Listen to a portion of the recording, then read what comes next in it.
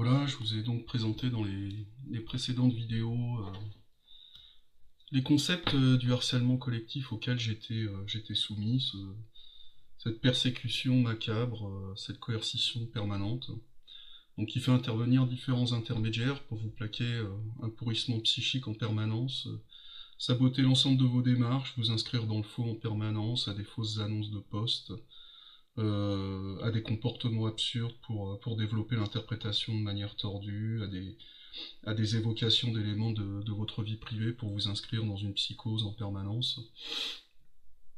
Et tout ça organisé par des commanditaires dont on a du mal à déterminer l'identité.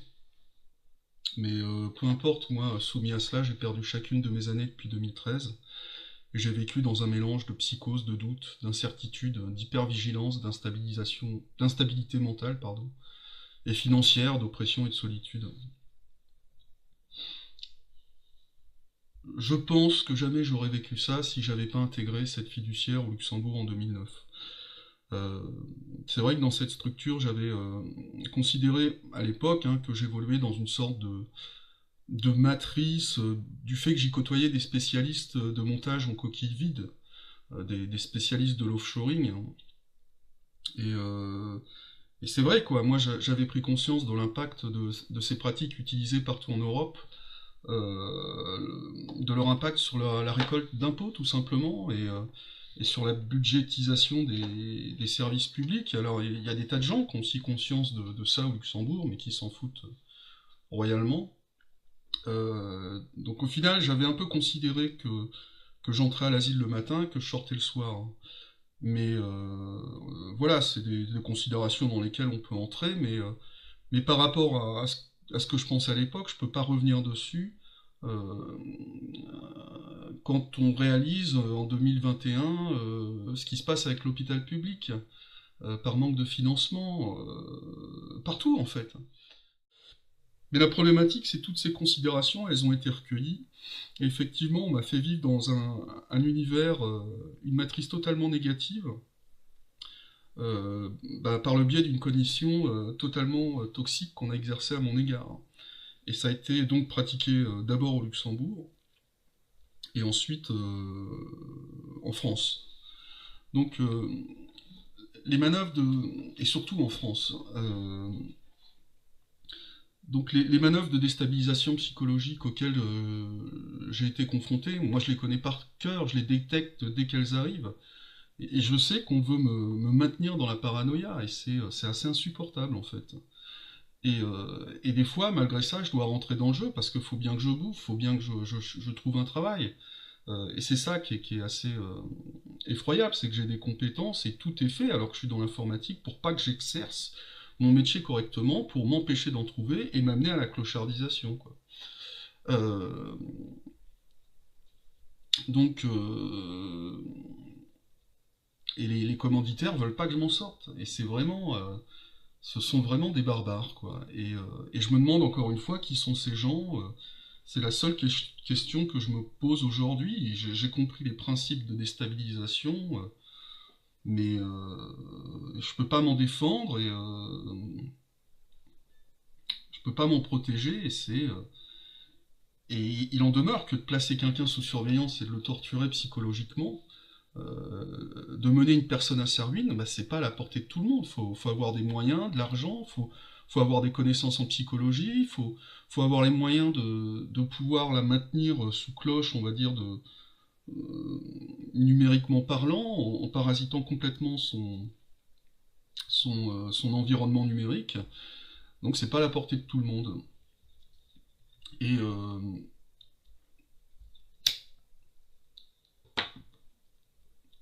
et pour moi, le plus dur, ça a été de constater que mon entourage privé a participé à la manœuvre. Je comprendrai jamais pourquoi. Jamais pourquoi depuis 2013 j'ai parlé à personne de manière normale dans mon entourage privé, quoi. À chaque fois étaient intégrés à mes rencontres avec mes proches des éléments cognitifs qui étaient destinés à totalement me pourrir.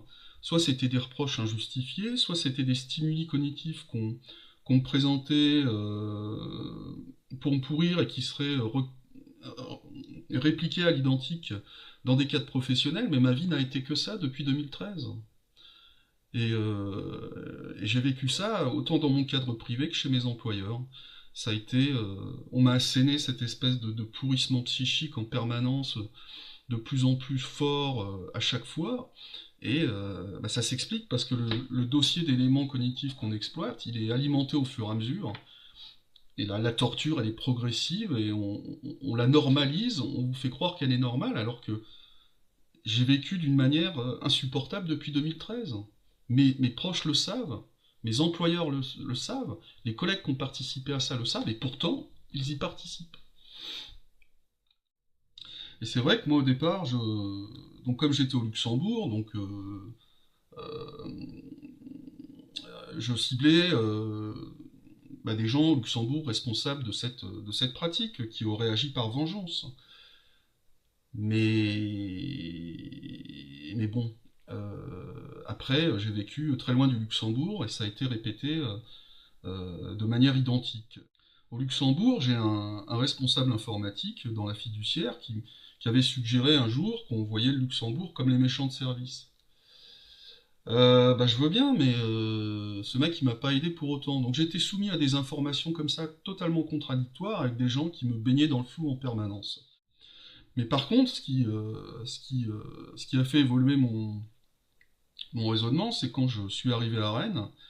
Et donc, bah, pour dire la vérité, c'est qu'avant d'intégrer le poste dans le cadre bancaire, j'ai passé un entretien, et pas n'importe où, à savoir dans un organisme militaire à Bruges, qui est connu. Euh, on va dire que ceux qui s'intéressent à l'armement, quoi, intéressez-vous aux gens qui gèrent l'armement de l'armée française. Donc c'était cet organisme-là.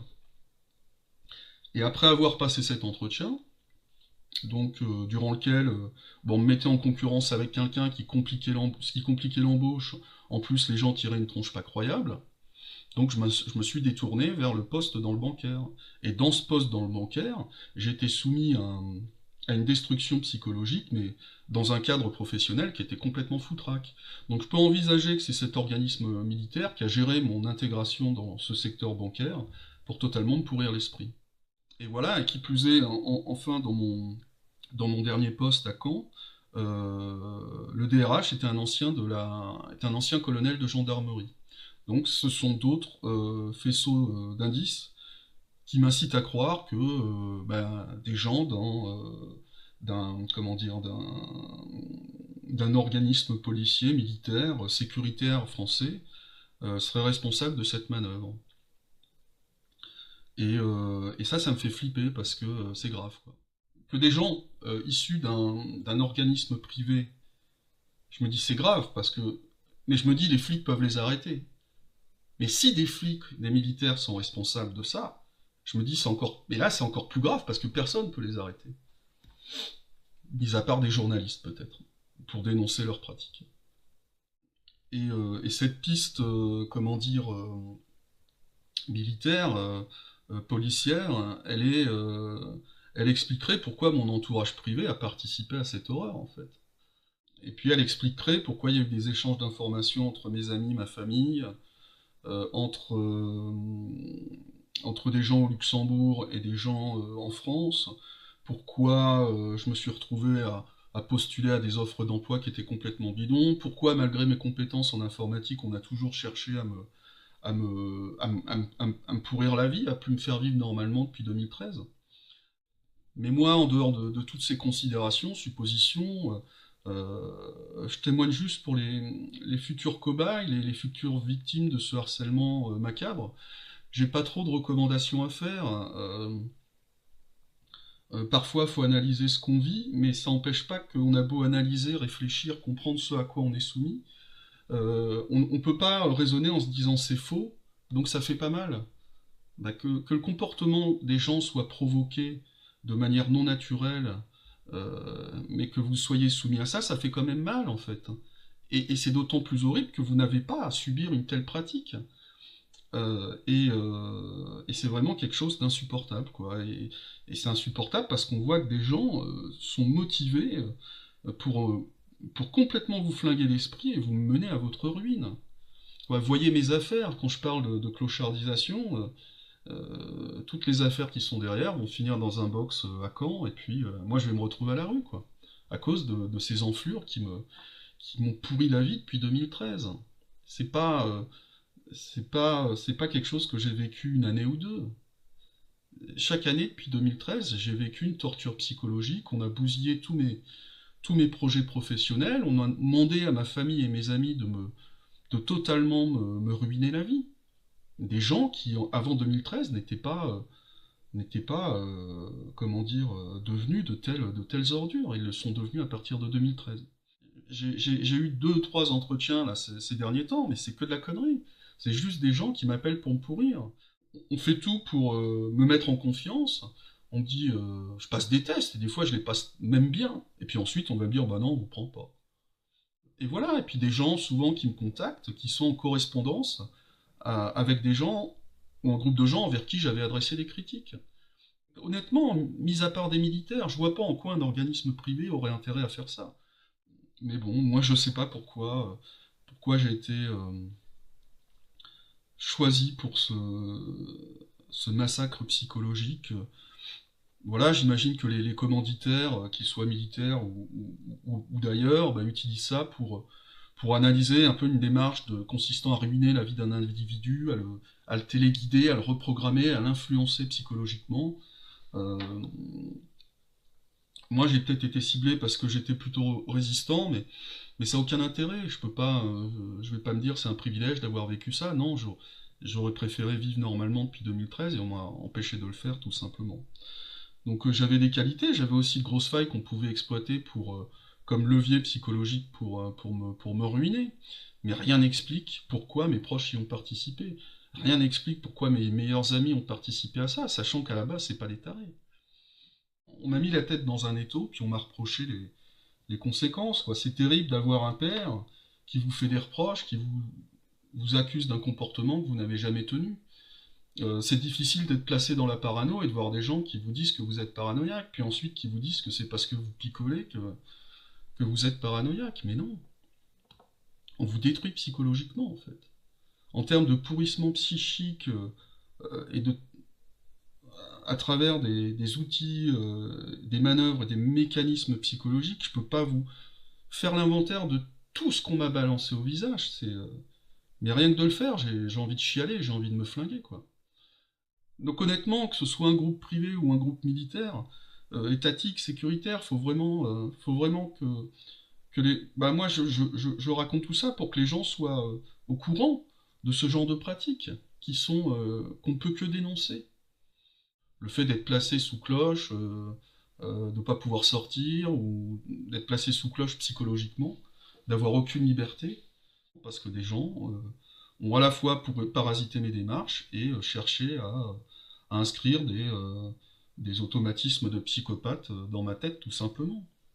Donc c'est aussi terrible de le vivre que d'en avoir conscience, quoi.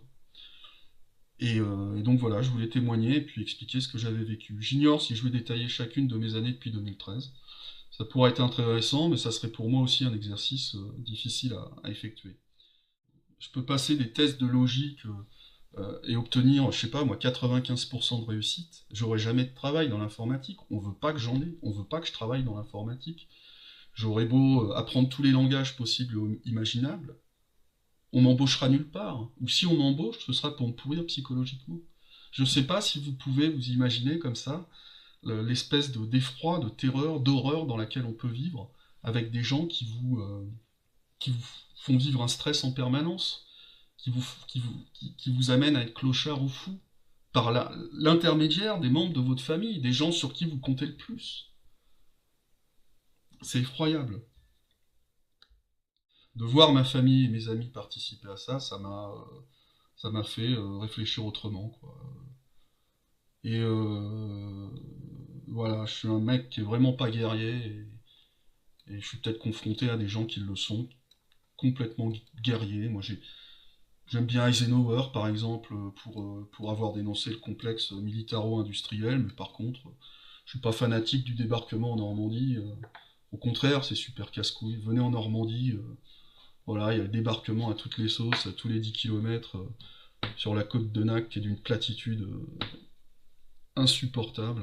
Surtout quand vous êtes confronté à ça, quoi. Mais voilà, je sais pas quoi dire, je sais pas quoi faire. Euh, on a détruit ma vie depuis 2013, ça c'est une certitude. Et, euh, et c'est des malades mentaux qui ont fait ça, quoi. J'ai rien d'autre à ajouter, et je comprends pas. Je comprends pas que ma famille et mes amis aient participé à ça. Je ne l'accepte pas. Et je terminerai là-dessus.